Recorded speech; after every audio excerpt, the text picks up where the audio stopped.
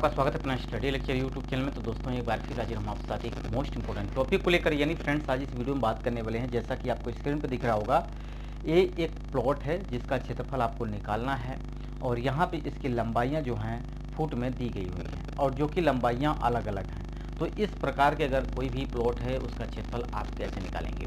जैसा कि आपको पता है कि आवासीय क्षेत्रों की जो क्षेत्रफल या आप उसकी लंबाई की बात करते हैं तो ये फुट में लिया जाता है। अगर आप किसी किसानी पर्पज़ से ले रहे हैं, यानी आप खेती करने के पर्पज़ से ले रहे हैं, तो वहाँ पे जो खेतों का क्षेत्रफल होता है वो आपका हेक्टेयर में दिया होता है, जैसा कि आपने अपने खतौनी में भी देखा होगा। अब मैक्सिमम ये आप भी जानते हैं कि कोई भी प्लॉटिंग होती है तो वहाँ पर आपका क्षेत्रफल जो होता है या फुट में हो या तो गज में होता है। तो ये वीडियो आपको अगर पसंद आए तो लाइक करिएगा, वीडियो के अंत तक बने रहेंगे तो निश्चित रूप से सारी बात समझ में आएगी, क्योंकि आप भी अपने ज़मीनों को बेचते हैं या खरीदते हैं तो ये जानकारी आपको होना ज़रूरी है। इसके पहले हमने आपको बताया था कि कोई भी लंबाई अगर फुट के बाद इंच में ली गई है तो उसको किस प्रकार से निकालें, उसको एक यूनिट में बदल कर निकालें, अदरवाइज आपको क्षेत्रफल में प्रॉब्लम होगी, यानी गलत आएगा और उसकी जो बेचने के बाद आपकी जो कि ज़्यादा पैसा आपको देना पड़ेगा, दलाल भी उसमें पैसे खा सकता है। तो उस वीडियो को मैंने पहले बता दिया है, उसको जाकर जरूर देखिएगा। इस वीडियो में बात करेंगे कि अगर दशमलव में ली गई है, यानी 65.5 फुट है और इधर है 65.8 फुट और इधर है 120.8 फुट, तो इस प्रकार के क्षेत्रफल का, इस प्रकार के प्लॉट का क्षेत्रफल आप कैसे निकालेंगे बीघा में, बिस्वा में, इस वीडियो में पूरी जानकारी आपको दूंगा। अगर ये वीडियो आपको पसंद आए तो लाइक जरूर करना, तो शेयर करना। आइए वीडियो को शुरू करते हैं। सबसे पहले हम बात करेंगे कि अगर इरेगुलर है, यानी एक ऐसा चतुर्भुज है जहाँ पे सभी भुजाएं क्या हैं, इसकी अलग अलग हैं, ठीक है। तो इस प्रकार का अगर कोई भी प्लॉट होता है तो किस प्रकार से इसको बांट सकते हैं। सबसे पहले इसको दो भागों में हम बांटेंगे। यहाँ पे आपको दिख रहा होगा 60.5 फुट, ठीक है, इधर है 65.8 फुट। इसका मतलब क्या हो गया कि अगर यहाँ से ये वाली लंबाई अगर हम सीधा इसको इस वाले मेड़ से मिलाते हैं तो इसका मतलब ये भी तो आपका कितना हो जाएगा, ये हो जाएगा आपका 65 दशमलव कितना हो जाएगा 8, ये फुट में आएगा क्योंकि हमने पूरी लंबाई किस में ली है, फुट में आएगी, ठीक है। और अब बचा कितना, अगर टोटल देखा जाए तो ये भी आपका इधर वाला भाग भी कितना हो जाएगा, ये हो जाएगा आपका 60.5, यानी अगर टोटल 120 है तो यहाँ तक का भाग कितना हो जाएगा, ये हो जाएगा आपका 60.5 फुट, ठीक। अब बचा इतना, अब ये कितना होगा, टोटल 120.8 फुट है, ठीक है। पिछले वीडियो हमने आपको बताया था कि ये इंच में हमने लिया था तो उसको हमने फुट में कन्वर्ट किया था, और डायरेक्टली दशमलव लगा के अगर हमने फुट का गुणा कर लिया होता तो उसका वैल्यू ज़्यादा आ रही थी, ठीक है। तो इसको आपको ध्यान में रखना है कि लंबाई आप किस में ले रहे हैं, एक यूनिट में आपको रखना जरूरी है। तो यहाँ पर पूरी लंबाई हमने फुट में ली है, तो ये आपका 120 है, यानी 120.8 है और ये कितना है 60.5। इसको सिंपली घटा लेंगे, ये आपका कितना आ जाएगा 3 दशमलव, ये हो जाएगा 60, यानी टोटल लंबाई यहाँ से यहाँ तक कितना आ गई है 60.3 फुट। अब हम इसको आसानी से निकाल सकते हैं इस प्रकार के प्लॉट का क्षेत्रफल, ठीक है। अब ये पहला भाग देखिएगा, ये वाला पहला भाग है और ये दूसरा भाग है। अगर दोनों भागों का क्षेत्रफल हम निकाल के जोड़ दें तो कुल क्षेत्रफल आपका निकल जाएगा।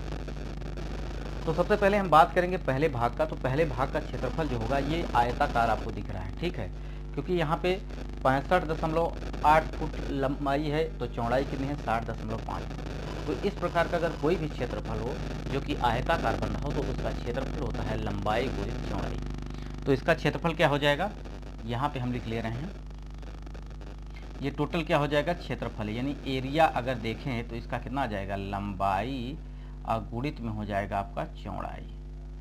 अब लंबाई कितनी है, लंबाई हमने इसको माना 65.5 फुट, तो लंबाई की जगह हम लिख देंगे यहाँ पे 65.8 और गुणित में लेंगे हम चौड़ाई कितनी है 60.5, तो ये हो जाएगा 60.5, ठीक है।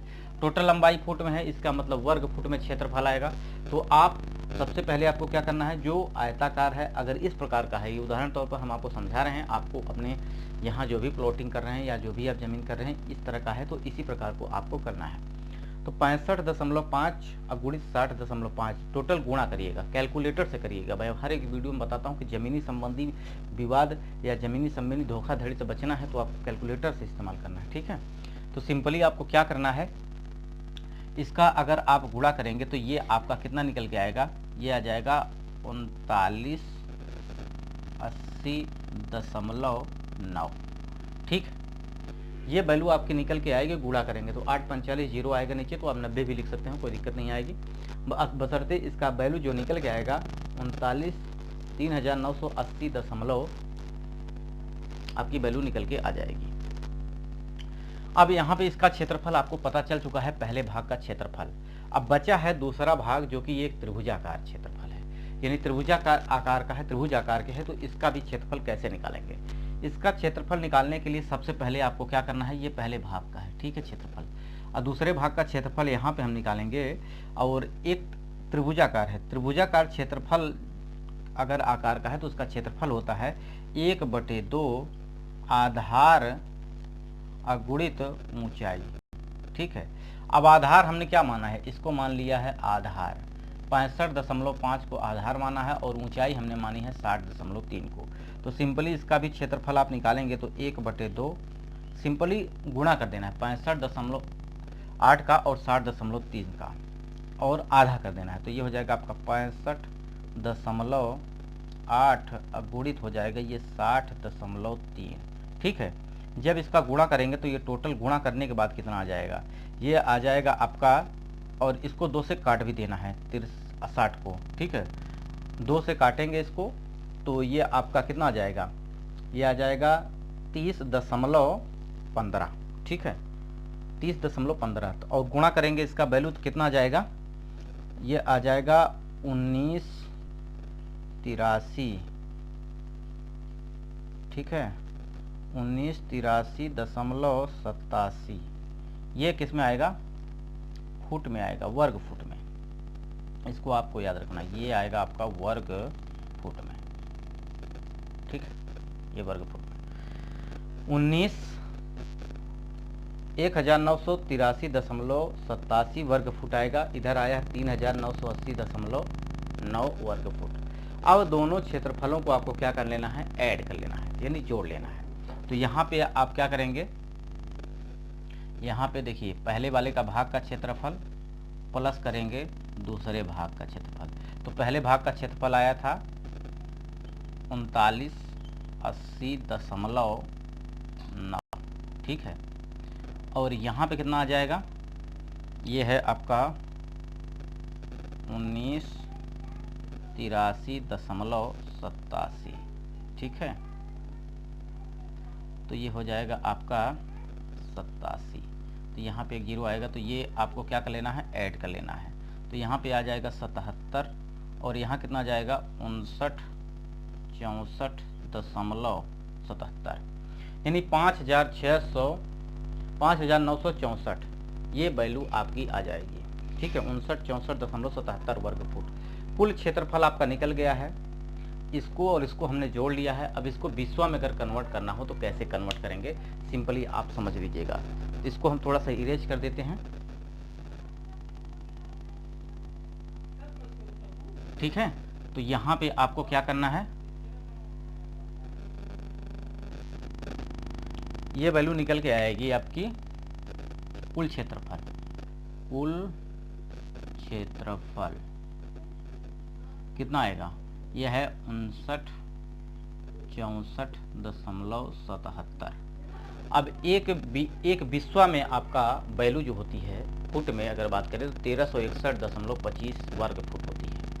एक फुट में कितना होता है, इसको लिख लीजिएगा। यहाँ पे बहुत कुछ है बताने के लिए इसमें, लेकिन मैं आपको बहुत ऑलरेडी पहले भी बहुत कुछ बता चुका हूँ। अगर आप वीडियो लगातार देख रहे हैं तो निश्चित रूप से ये बात आपको समझ में आ रही होगी। एक बिस्वा में वैल्यू जो होता है, एक बिस्वा बराबर 1361.25 स्क्वायर फुट होता है। ठीक, स्क्वायर फुट होता है। तो यहाँ पे अगर ये वैल्यू कितने निकल के आई है, स्क्वायर फुट में आई है, स्क्वायर फुट में। अब एक स्क्वायर फुट की वैल्यू निकालोगे तो कितना हो जाएगा, 1361 इसमें भाग हो जाएगा। इसका मतलब है इतने 5964 का निकालना है आपको, तो इसमें भाग कर देना है किससे, यानी यहाँ पे हो जाएगा आपका स्क्वायर फीट की जगह यहाँ पे आ जाएगा बिस्वा, और यहाँ पे आ जाएगा आपका 1361.25। अब इसको भाग कर देंगे तो कितना आ जाए, ये आएगा आपका 4.38। ये बिस्वा में आ जाएगा। ठीक है, यानी 4 बिस्वा से अधिक है, 5 बिस्वा से कम जमीन है, ये पूरा टोटल। अगर इसको धूर में भी बदलना चाहते तो आप बदल सकते हैं। बिस्वा के यानी दशमलव के बाद वैल्यू जो है 38 में आप 20 से गुणा कर देंगे तो ये बिस्वा में कन्वर्ट हो जाएगा, सॉरी धूर में कन्वर्ट हो जाएगा। ठीक है, तो इसका मतलब आप समझ गए होंगे, 4 बिस्वा से ज़्यादा है और 5 बिस्वे से कम जमीन है। ये वीडियो आपको कैसा लगा कमेंट बॉक्स में आपको बताना है। वीडियो यहीं समाप्त करते हैं।